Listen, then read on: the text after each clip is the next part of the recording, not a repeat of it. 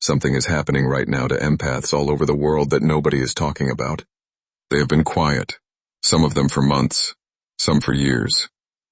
They pulled back from friendships, walked away from relationships, left jobs, stopped answering calls, and everyone around them interpreted this as defeat, as breakdown, as the empath finally crumbling under the weight of a world they were too sensitive to handle.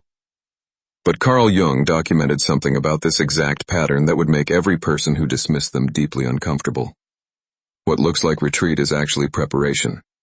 What looks like collapse is actually reorganization at the deepest psychological level. Jung studied individuals who went through extended periods of withdrawal and silence after years of giving themselves away, and what he found on the other side of that silence was not a broken person. It was someone so fundamentally restructured that the people who knew them before could not recognize what they had become.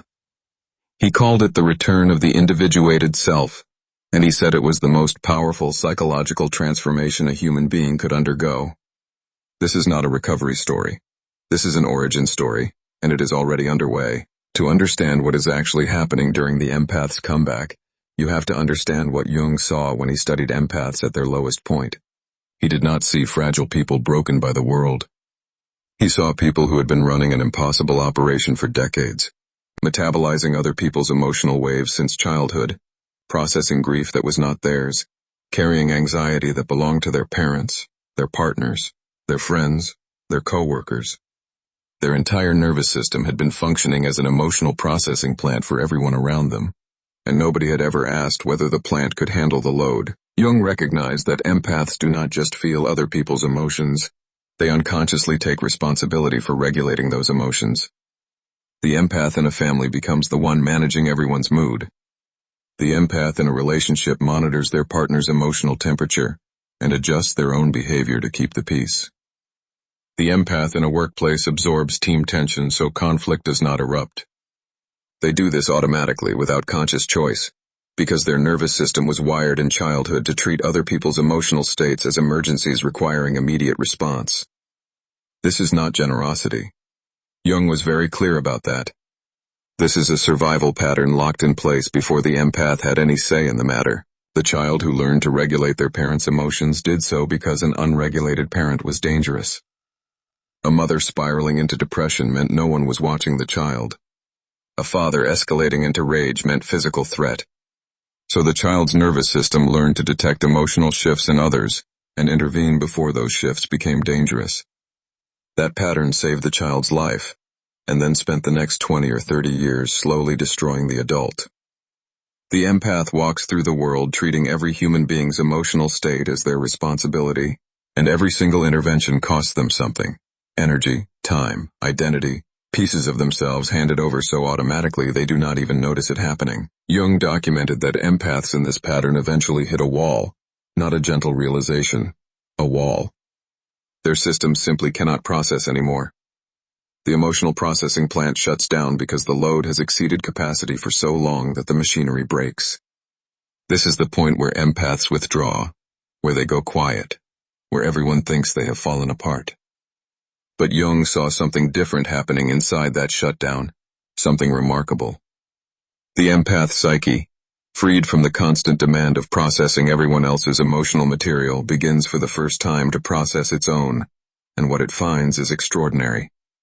Buried beneath decades of other people's emotions are the empath's own feelings, desires, boundaries, identity and power, all of it suppressed, all of it waiting, all of it intact. This is the beginning of the comeback, not the moment the empath returns to the world, but the moment the empath finally meets themselves. Jung called this phase the descent, and he was adamant it could not be rushed or bypassed. The empath has to go down before they come back. They have to sit in the silence, in the emptiness, in the disorientation of not knowing who they are without everyone else's emotions filling them up. This terrifies most empaths because they have never experienced themselves without the noise. The silence feels like death, but it is not death. It is space, and in that space, something begins to grow that the empath has never experienced before. Their own authentic emotional life, their own desires, their own anger, their own boundaries, their own sense of what they want rather than what everyone else needs. Jung described watching patients in this phase with something close to awe. He said it was like watching someone discover they had limbs they had never used. The anger comes first. Jung observed this consistently. The empath who has spent their entire life accommodating, soothing, absorbing, and forgiving suddenly contacts a rage that terrifies them, because they are not just angry about one thing. They are angry about everything. Every boundary that was crossed. Every time they said yes when they meant no. Every relationship where they gave everything and received nothing. The accumulated anger of a lifetime of self-betrayal rises to the surface, and it is volcanic. Most empaths try to suppress this anger because it contradicts their identity. Empaths are supposed to be gentle, understanding, forgiving. Rage does not fit the persona, but Jung was insistent that this anger was sacred. He called it the shadow reclaiming its territory. The parts of the empath that had been denied, the fierce parts, the parts that could say no without guilt and walk away without looking back, were finally asserting themselves with decades of fuel behind them. This is the phase where empaths start cutting people off, not from cruelty, but from clarity. The anger burns away the fog of obligation and reveals who was actually there for them and who was simply using the emotional processing plant. After the anger comes something Jung found even more transformative. Grief. Not grief for what was lost, but grief for what was never there. The empath grieves the parent who was supposed to protect them but instead required protection. The partner who was supposed to be an equal but instead was a dependent. The friendships that were supposed to be reciprocal, but instead were one-directional streams of emotional labor flowing outward with nothing returning. Jung called this the death of the savior complex, and he said it was the single most important psychological death an empath could experience. Because as long as the empath believes they can earn love through service, they will keep giving themselves away. The grief kills that belief, and when that belief dies, the empath is finally free. What emerges from this process is what Jung called the individuated empath, and this person bears so little resemblance to who they were before, that it genuinely unsettles the people around them. The individuated empath still feels deeply. Their sensitivity has not been destroyed, but it is no longer running the show. It is no longer dictating their choices, their relationships, their entire orientation to the world. Instead, it has become one tool among many, a perceptual gift they can engage or disengage as they choose. Where the wounded empath could not say no, the individuated empath says no with ease and without guilt. Not because they have become cold, but because they have learned that no is the guardian of yes. Where the wounded empath absorbed everyone's emotions automatically, the individuated empath perceives emotions without absorbing them. They can sit with someone in tremendous pain and remain compassionately present without taking that pain into their own body. This looks heartless to people accustomed to the old version. They want the empath to suffer alongside them, but the individuated empath understands that suffering with someone does not help them. Being present without drowning helps them, and that requires the empath to maintain their own center. Where the wounded empath chased people who were emotionally unavailable, the individuated empath is drawn to people who can actually show up. Jung found one characteristic of the individuated empath particularly striking: comfort with solitude. The wounded empath was terrified of being alone because being alone meant sitting with their own unprocessed material, and that material was too painful to face. So they surrounded themselves with people, projects, causes, anything to avoid the silence. The individuated empath has already faced what was in the silence. They have sat with their own grief, rage, abandonment, and fear. They have survived the descent, so solitude is no longer threatening. It is restorative. They can be alone without being lonely because they have finally become someone worth being alone with. The comeback redirects that river inward, and when all of that energy flows back toward the empath themselves, the force of it is staggering. It is not because the empath gains some new ability they did not have before. It is because they stopped giving away abilities they always possessed. The empath's sensitivity was always power. Their perception was always accurate.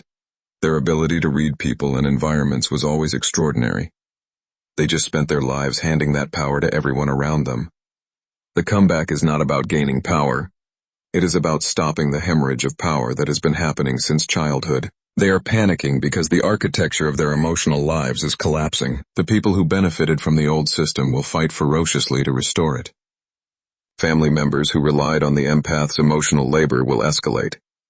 Partners who depended on the empath's accommodation will create crises. Friends who counted on the empath's availability will weaponize guilt.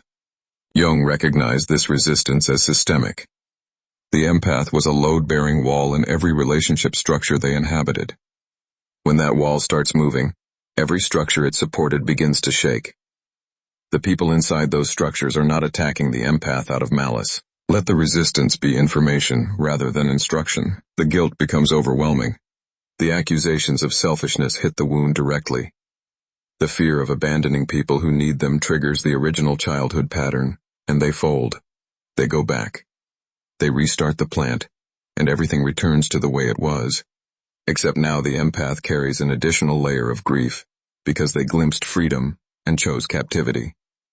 Jung was fierce about this moment. He told his patients that the resistance they encountered was proof the transformation was real.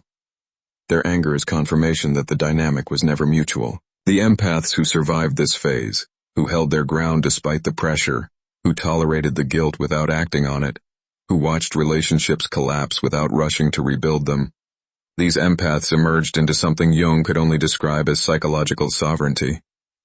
They belonged to themselves completely, not partially, not conditionally, completely. Their energy was their own. Their time was their own. Their emotional life was their own for the first time in their existence. They were not an extension of someone else's need.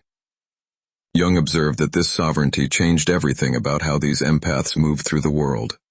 Where they once entered rooms trying to manage everyone's comfort, they now entered rooms centered in themselves. If you are in the silent phase right now, if you have pulled back, gone quiet, lost people, and cannot explain to anyone why you had to, Jung would tell you that you are not falling apart. You are being reassembled. The silence is not emptiness. It is the space where your authentic self is finally being given room to exist. The relationships that fell away were not losses. They were the system correcting itself.